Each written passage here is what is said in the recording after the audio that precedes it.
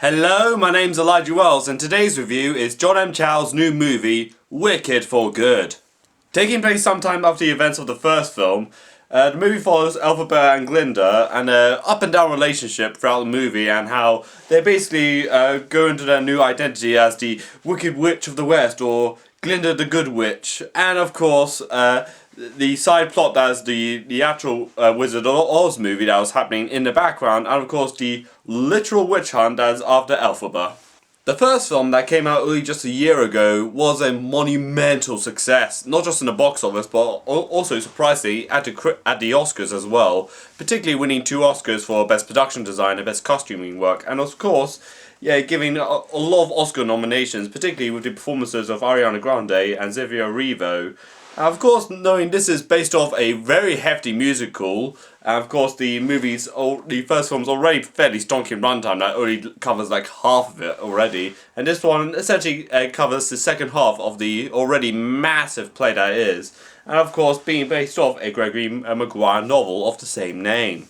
To get out of the bat very quickly, there are definitely some songs I do really like out of this movie, like Wonderful, which is how really fun and cheerful a song is, and particularly being done by Jeff Goldblum, which is always a nice treat hearing him sing. And there's also the new song in the film that wasn't in the play apparently, even though I haven't seen the original stage production it was based on, so please count me out if you will. So yeah, a song in there called Girl in a Bubble, which I really do like, being done by Ariana Grande, and particularly what I like about it is how it was shot in the film. Particularly it used quite a lot of mirrors and a lot of conversion shots. Like it'll cut to one mirror and it just somewhat does something really clever or somewhat creative about it, which again somewhat reminds me of that Robert Zemeckis movie Contact, which came out in '97 I think it was, where there was that one shot where some girl was running up the stairs and trying to grab something, and then the shot just cuts to it like a medicine cabinet, which is again somewhat goes on to that logic a little bit, but I again really did like how the girl in the bubble scene was shot.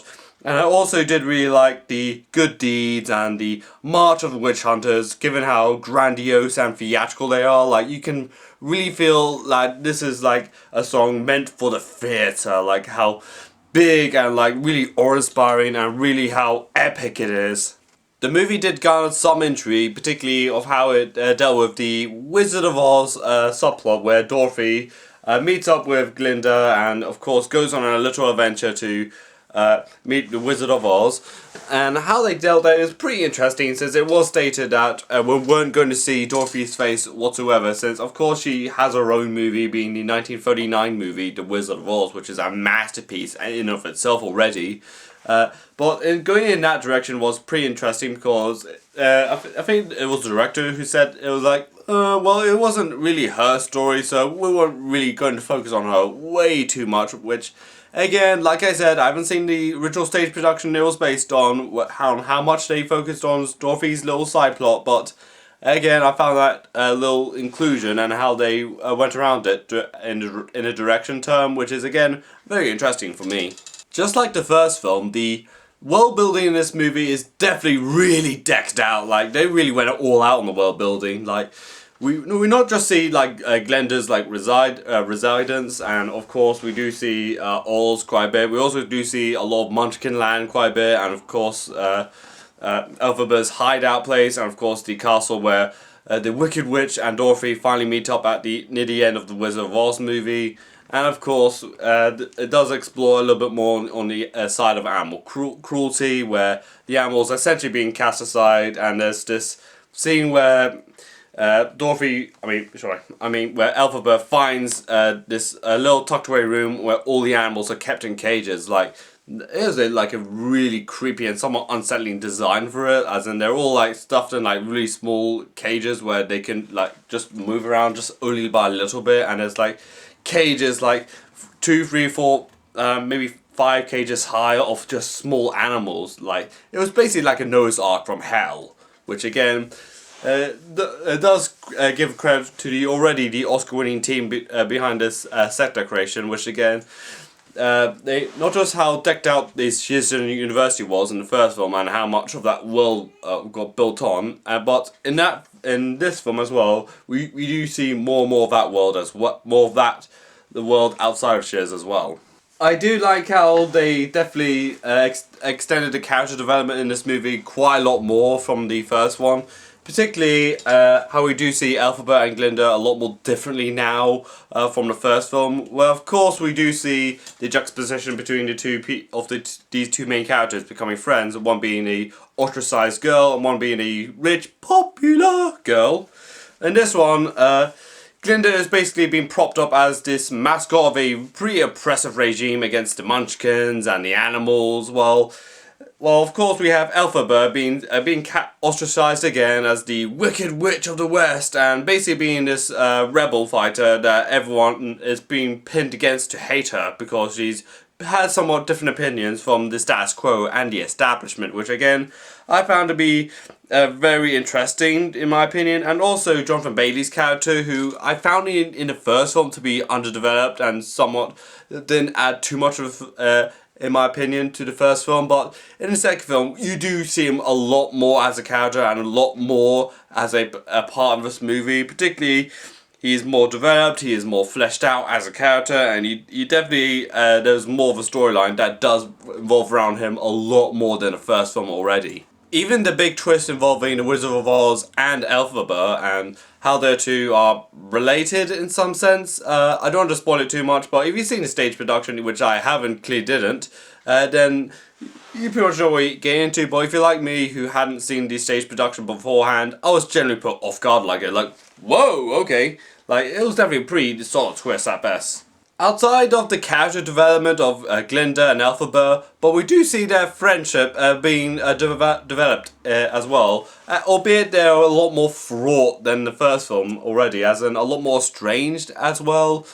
Particularly, there was that scene where they both have a bit of a cat fight in the middle of Munchkin Land after Glinda sends Dorothy off to a little adventure, and of course,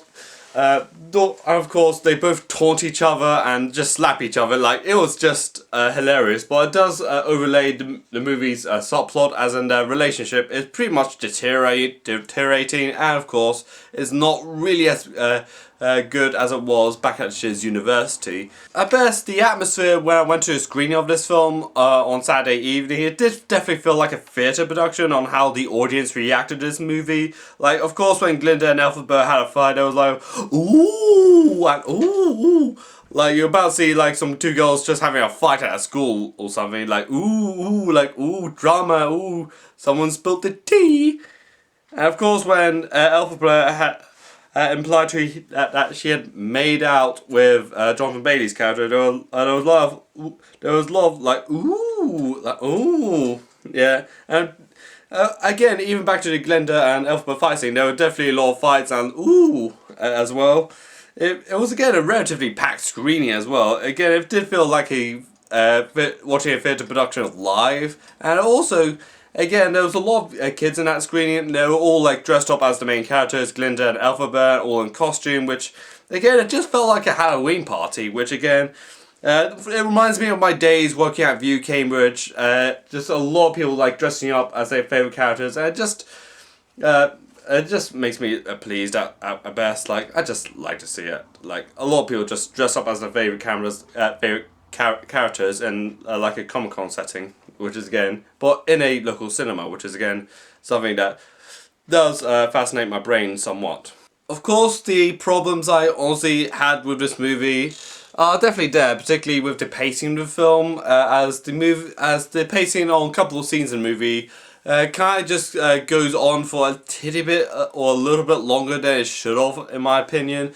And the story, and it just, I think narrative-wise, particularly in some scenes, kind of Miranda's on for a little bit longer than it should. I feel like some scenes kind of just, at the moment where it should stop, it just finds more excuse to just keep going with it. Like, okay, you can go on to the next scene, but I feel like it just finds more ideas to kind of throw on. Like, oh, there's this and that and that. Like, I feel like, okay, I think you can settle it now. You can just move on to the next scene.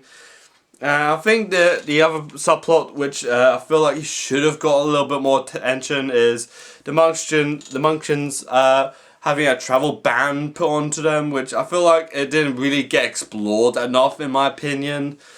But again, I feel like it should have been like in the first one, where it does delve deeper into the animal cruelty and the mistreatment. But I feel like the travel ban on the Munchkins, I feel like it just like, oh, it's happened. Take it as you will. I feel like that's kind of the vibe I had from that scene where the Munchkin, the governor's boyfriend, pretty much goes to a train station but gets blocked because he was a Munchkin, which I found like, okay, interesting, let's see how this goes. We never hear that much of a subplot ever again, which again, I wish they followed through on that. Despite the pacing issues and some plots that have either just meandered a bit too long or some that could have been explored a little bit more in my opinion, but I feel like this is a satisfying conclusion, not just on one of the biggest stage production adaptations of all time, but also as a showcase of Ariana Grande's and Cynthia Erivo's performance, particularly on the big screen. I feel like they both have like really fruitful careers, particularly on the big screen, if they're most likely going to pursue it, which I imagine they will. And of course the performances are great, the designs are incredible, and of course the world building is definitely as excellent as the first film, and the musical numbers of course are actually really great as well, and definitely has a strong highlight in this movie in my opinion. And definitely how the audience react to it, with laughter when Glinda and Elphaba have a fight, or oohs when Elphaba has been making out with Jonathan Bailey's character. Again, it feels like it definitely has this weird synergy with the fan culture as well. That it definitely does make sense once you dwell into it more and more, particularly as me who worked in cinema and definitely saw this firsthand, which is again something which is why cinema is going to be a thing no matter what Netflix is going to throw at it. So particularly for Wicked for Good, I am feeling a 7 out of 10 on this one. So, what do you think of Wicked for Good? Let me know in the comments down below, subscribe to my channel, like this video, and also follow me on Twitter, Instagram, Blue Sky, Letterboxd and Threads, and this is Elijah Wells, and bye!